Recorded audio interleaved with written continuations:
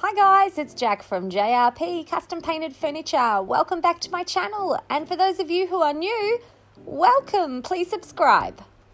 This is the project that we're doing this week. Now I wanted to give you a little bit of a background on this project. This project was one of those pieces that you pick up and you really never know what to do with it. You sort of bury it in the back of the workshop.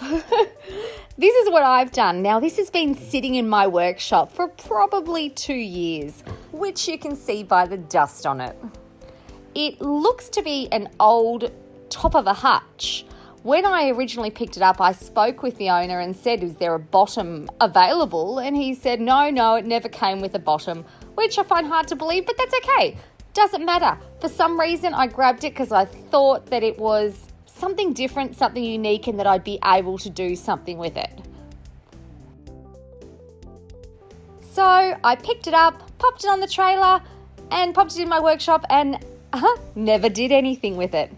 So now I've decided that I'm going to pull it out and have a go. I've got some ideas, and I really can't wait to actually show you. Here I'm removing the back of the unit so that I've got full access to the whole unit, so that I can paint it inside and out as well and do all the modifications that I need to do to it. As you can see, it's got 4 glass doors and it's got 2 shelves. Now the shelves are just dust catchers. We don't want them in. We want to modify this to make it into a classy, elegant, low-line display cabinet. Please don't ask me what my dog is doing here. I have absolutely no idea. I'm now taking off the hinges. We want to make sure these are off the unit so that we can sand the unit back completely ready for painting.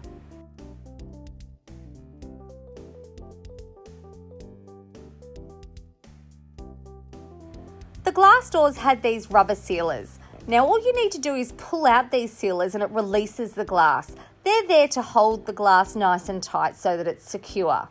So as you can see, I'm just getting my nail in there and I'm literally just pulling it out. I'll put these aside so that later on when I'm ready, after it's all been painted, I can put the glass back in and squash the sealers back in, making sure they fit properly, and that will hold the glass securely.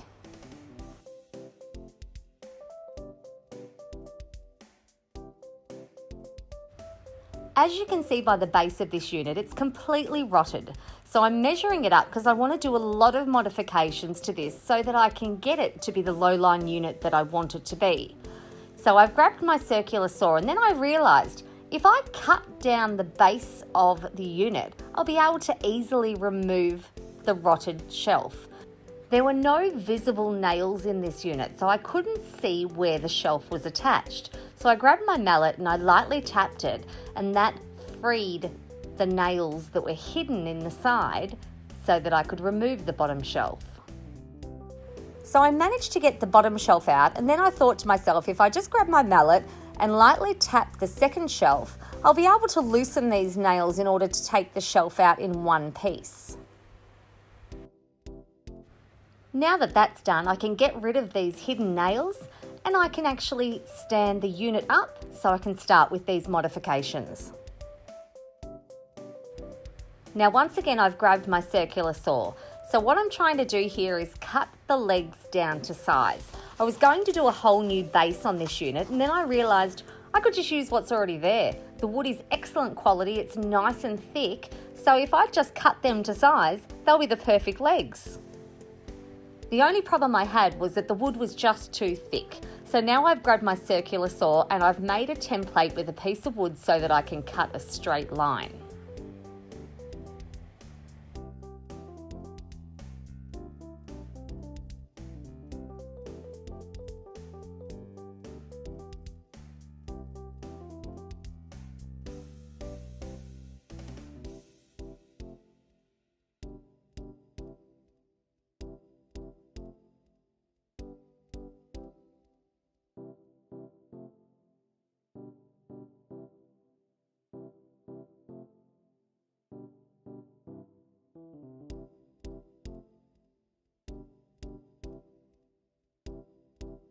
A little trick to keep in mind when you're using a jigsaw is if you need to turn a corner, grab your drill.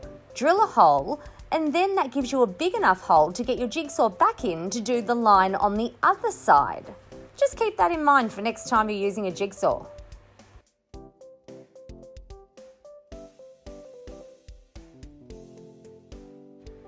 Now guys, I'm no professional when it comes to using power tools, so my lines aren't perfect, but that's okay. I'll grab my detail sander and I'll sand it back, and hopefully it will look perfect by the time I've finished.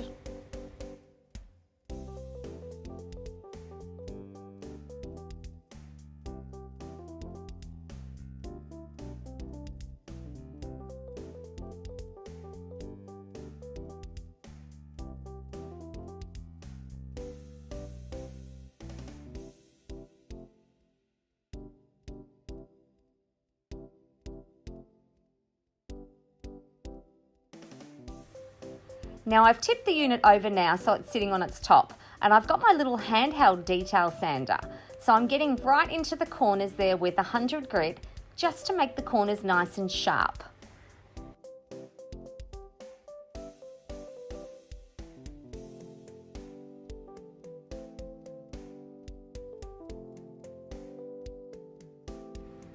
I'm now back at my miter saw, and I'm cutting a piece of wood for the side of the unit. I need to cut 2 for both sides. There's a border, I suppose you would say, around the top of the unit. So what I'm trying to do is replicate that down the bottom so that it looks symmetrical.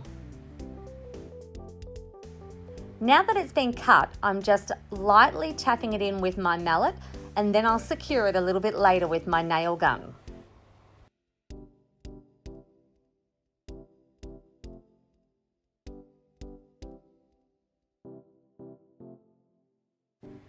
Because I trimmed these legs down to size, I wanted to add a little bit of a detailed edge to them. I didn't want them square, so I'm adding in an angle to both sides of the front legs only.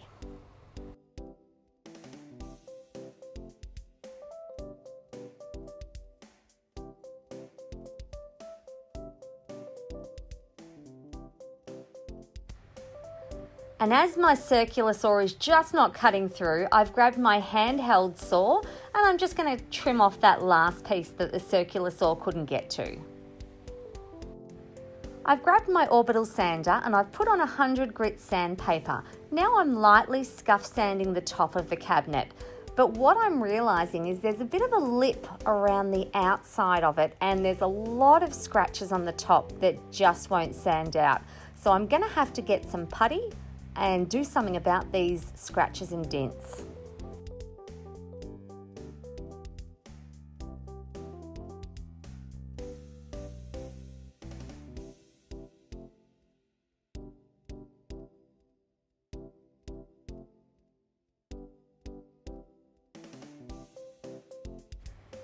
I'm using Selleys Spakfiller Rapid.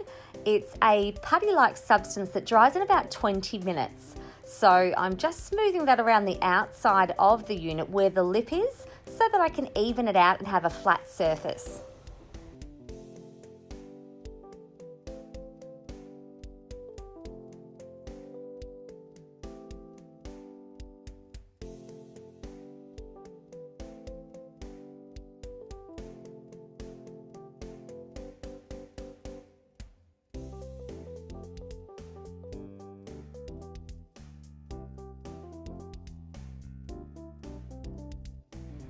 Now that the border's all done, I'm just using the rest of the Spakfiller just to fill up the dents and the scratches on the top there.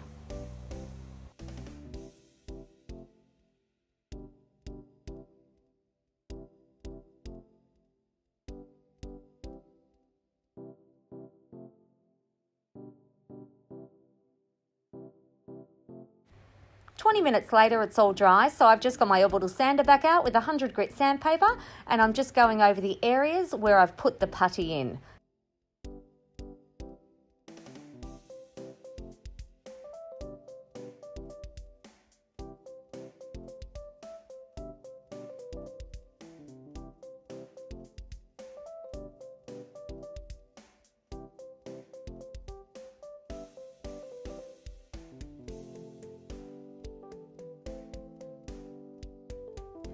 Now I'm just going to give the entire unit a scuff sand, make sure there's no other areas that need to be filled in, and then we can move on from there.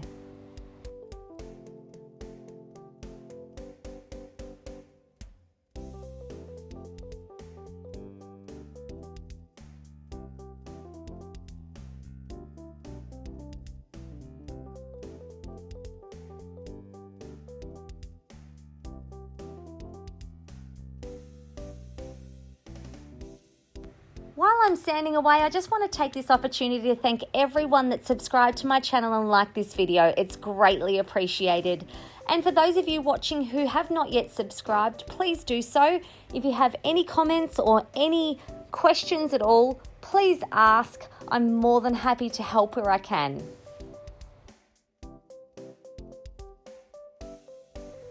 Now that the scuff sanding's all done, I'm giving the unit a light clean just to remove all the dust so that the paint can adhere to the unit and not to the dust.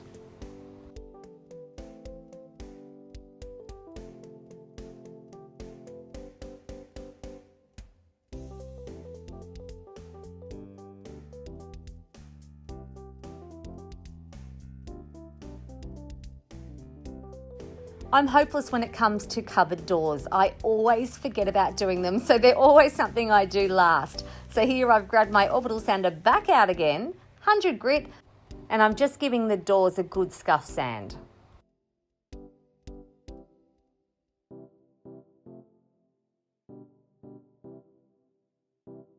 I've grabbed my Timbermate Wood Filler, and I'm just going to fill up the old hardware holes on these doors.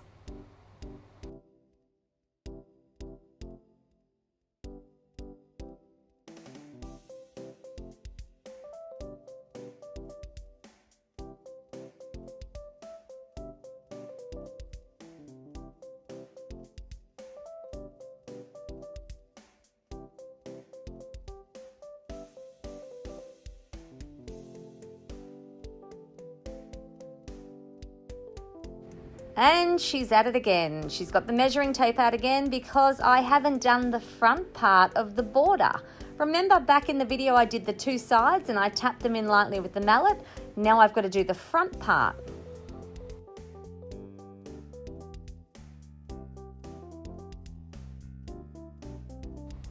So I'm measuring the wood where I need to cut for this front border, then I'll take it over to the miter saw and cut it to size.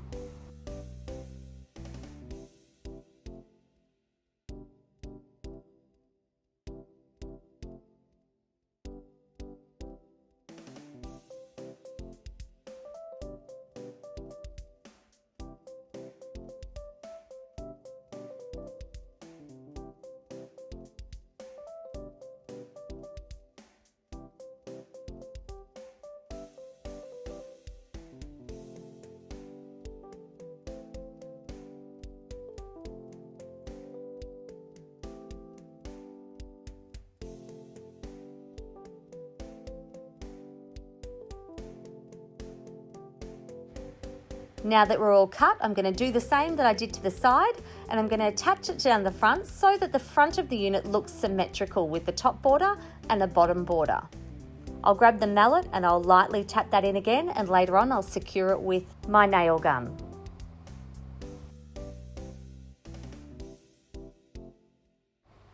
Now I'm going around the whole front border with the nail gun, just making sure it's completely secured.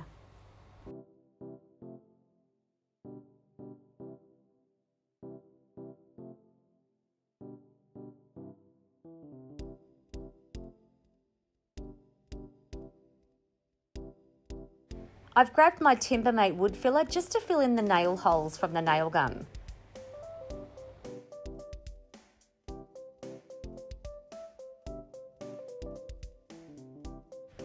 And now that the Timbermate is dried, I've grabbed the orbital sander again. I'm just going over the cabinet doors to smooth them out. And now I'm going to go around the border of the unit just to make sure all the Timbermate filler that I have put into the nail gun holes is nice and smooth and ready for painting.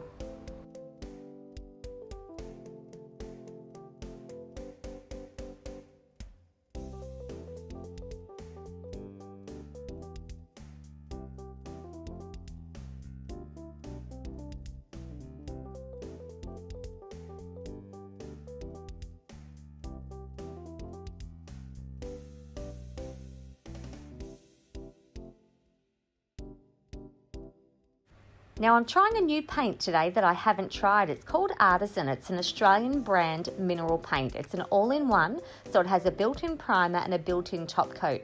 This colour is called Black Pearl. I like to apply my all-in-one paints with a paintbrush and a roller. I feel that that gives the best finish. I don't like using an all-in-one paint in my spray gun. When I first started buying this paint, the retailer told me it's not a good idea, and I've always just stuck with that, although I do watch plenty of people use it in their spray guns and it seems to work fine and they get a beautiful finish. So whatever you choose to do is your choice. This is mine. I just prefer to use a brush and a roller.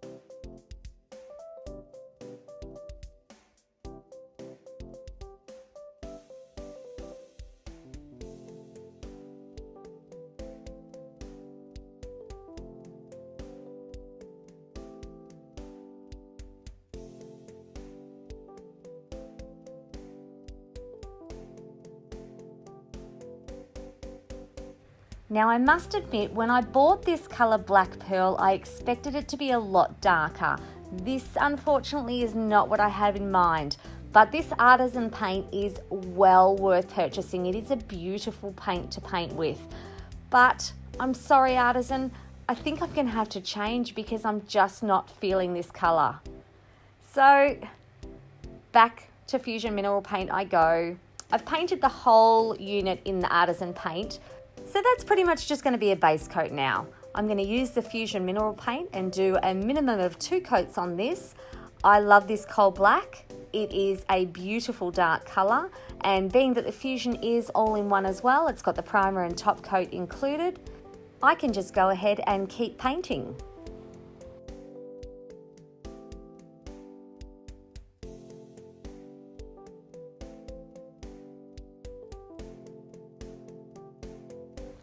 I have used this colour in the Fusion Mineral Paint so many times. The coal black is just a beautiful, beautiful colour, and it gives such a matte feeling at the end of the project. If you're looking for a matte black, I highly recommend coal black from Fusion Mineral Paint.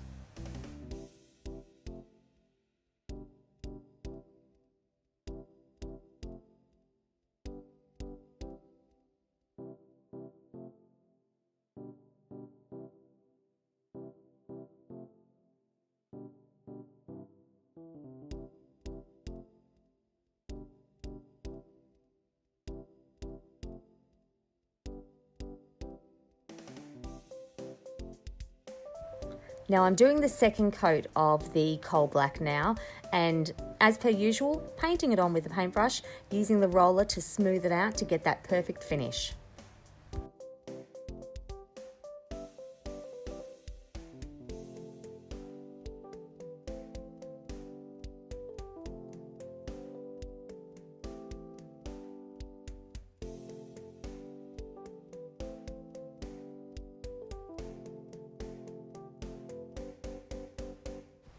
Now that the paint's all dry, we're putting our hinges back on the cabinet so that we can reattach our cabinet doors.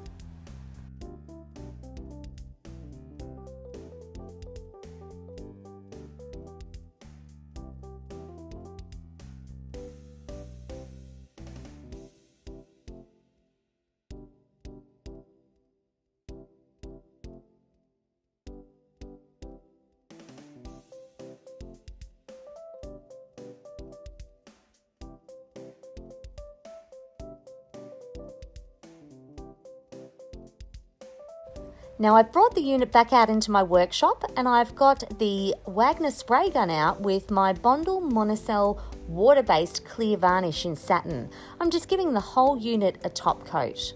This will be one of 2 top coats.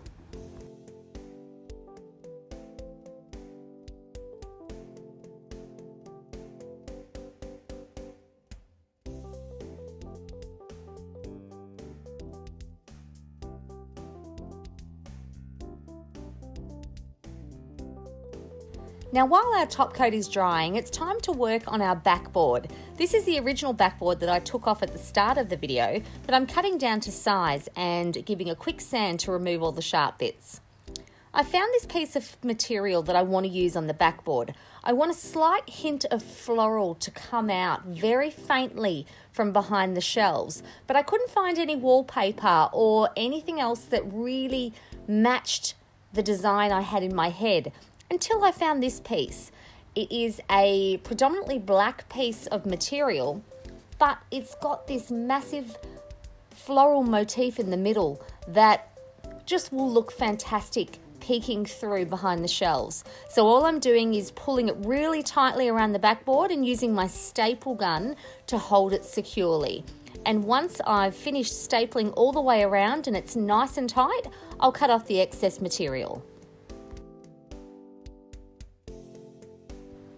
Now I still had the original screws from when I first took off the backboard, so now I'm just reapplying those screws and making sure everything is in place.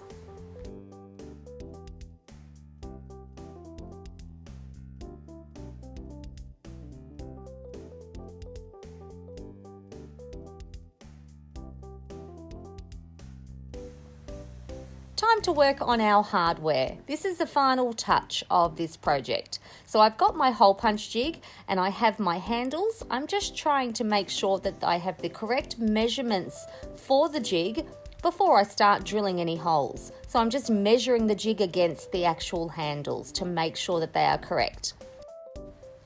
Now the screws for this hardware were a little bit too long, so I've got my bolt cutters and I'm just cutting the screw down to size so that it's a perfect fit.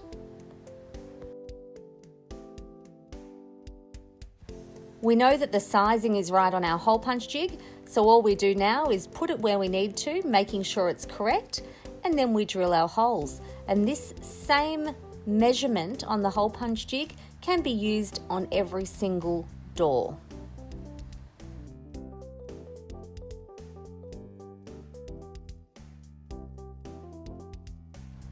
I'm attaching the hardware as I go just to make sure it's even. It's a lot more difficult doing vertical hardware than it is doing horizontal hardware, if that makes sense. So I'm just doing bit by bit just to make sure I am correct every time I drill a hole, because I would hate to have to fill another hole and then repaint. It would be my worst nightmare. But thankfully, everything is going really well. I'm using beautiful long gold bars just to give the final touch to this piece.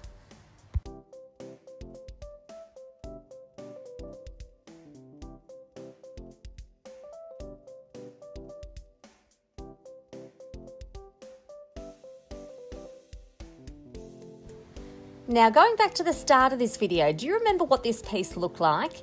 It has been sitting in my workshop for 2 years gathering dust. Look at it. It has old pieces of wood stuck on the bottom, 2 crusty old shelves. It is covered in scratches, but look at it now.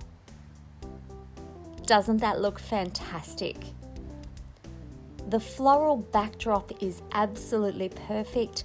The paint has turned out beautiful. I'm so happy I went with the coal black. The gold hardware accentuates the unit, and it just has come out beautifully. This is actually a personal project for me, so it is going into my lounge room.